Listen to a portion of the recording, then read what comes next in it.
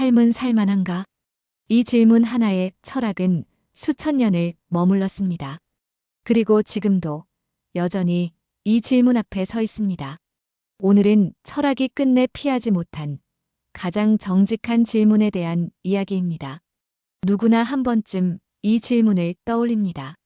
상실 앞에서, 고통 앞에서, 부조리 앞에서, 사랑했던 사람이 떠났을 때, 의미 있다고 믿었던 것이 무너졌을 때, 아무리 노력해도 세상이 변하지 않을 때, 우리는 조용히 묻습니다. 이게 다 무슨 소용인가? 이렇게까지 살아야 하나? 삶은 정말 살만한가? 이 질문을 던지는 것은 나약함이 아닙니다. 이 질문은 비관적이지 않습니다. 이 질문은 가장 정직한 질문입니다. 왜냐하면 이 질문은 삶을 있는 그대로 직면하는 순간에만 나타나기 때문입니다. 위로를 거부하고 희망을 보류하고 환상을 걷어낸 뒤에 남는 질문. 삶은 살만한가? 철학은 여기서 시작되었습니다. 그리스어로 철학은 필로소피아, 지혜를 사랑한다는 뜻입니다. 하지만 그 지혜의 첫 번째 질문은 왜 살아야 하는가? 였습니다. 이 질문을 피하지 않는 것. 그것이 철학이 선택한 길이었습니다. 고대 철학자들은 삶이 고통스럽다는 것을 알고 있었습니다. 불교는 말합니다. 삶은 고다. 스토아 철학자 에픽테토스는 말합니다. 세상은 내 뜻대로 되지 않는다. 그들은 삶의 고통을 부정하지 않았습니다. 대신 그들은 물었습니다. 견딜 수 있는가? 어떻게 견딜 것인가? 고대의 지혜는 회피가 아니라 태도였습니다.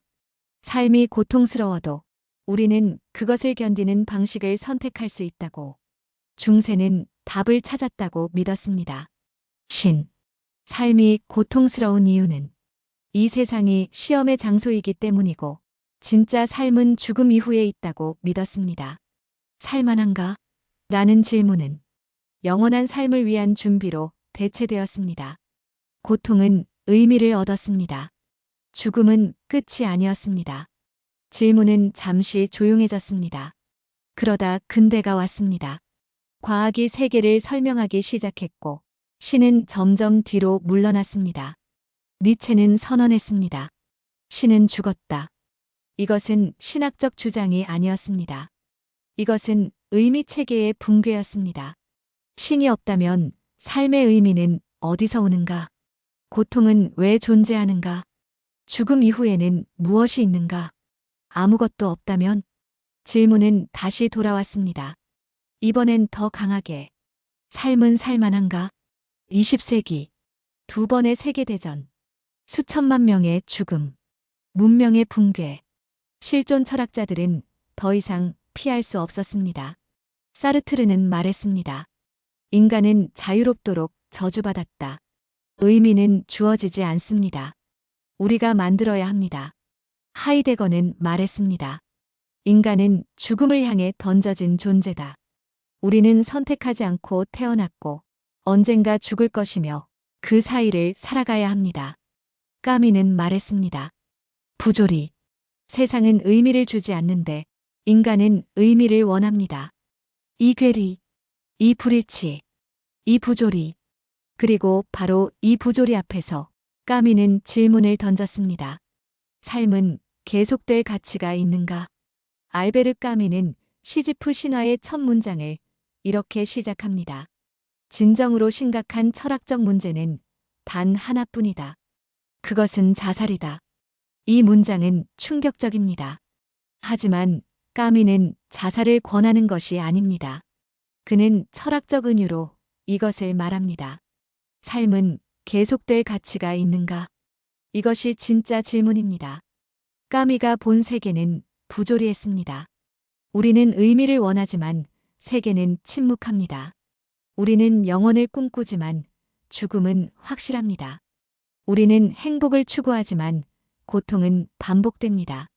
이것이 부조리입니다. 그렇다면 왜 살아야 하는가? 까미는 허무주의자가 아니었습니다. 그는 삶은 무의미하니까 죽어야 한다고 말하지 않았습니다. 대신 그는 물었습니다. 의미가 없어도 살 수 있는가? 까미는 시지프의 신화를 다시 읽습니다. 시지프는 신들에게 벌을 받았습니다.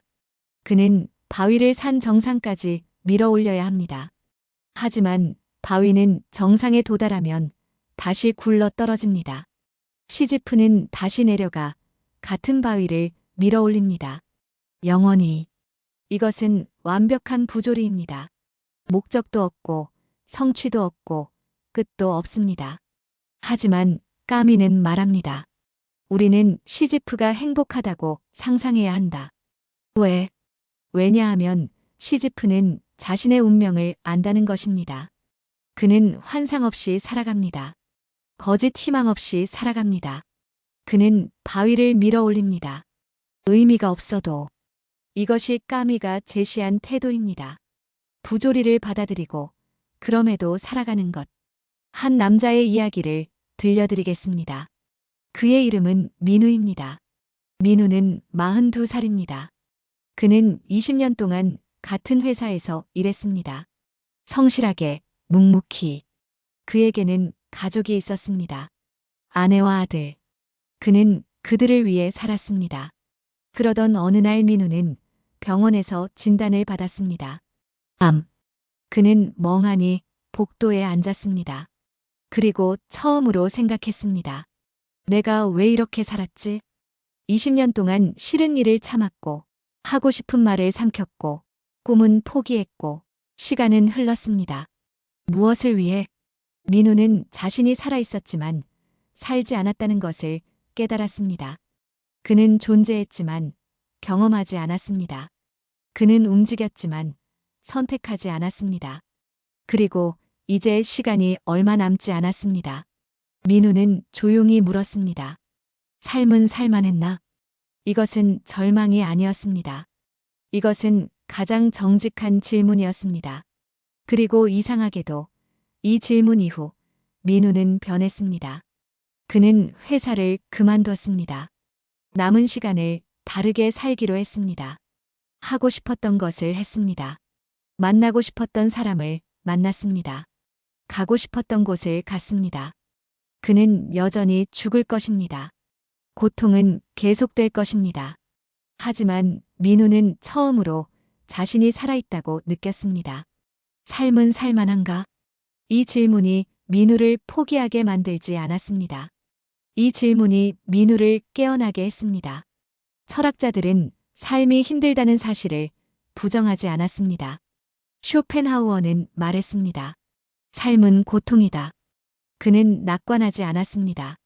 그는 있는 그대로를 말했습니다. 니체는 말했습니다.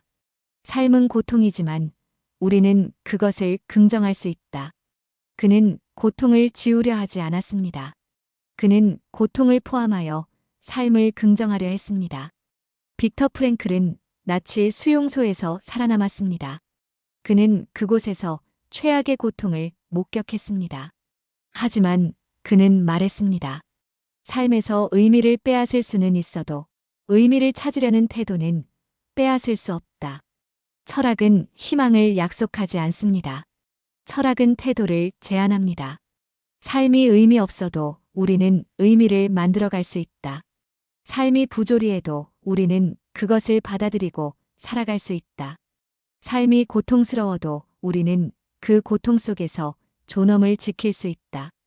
이것이 철학이 내놓은 답입니다. 확신이 아니라 태도. 삶은 살만한가? 이 질문을 던질 수 있다는 것. 어쩌면 이것 자체가 삶과의 연결일지도 모릅니다. 동물은 이 질문을 던지지 않습니다. 동물은 그저 살아갑니다. 본능대로, 패턴대로.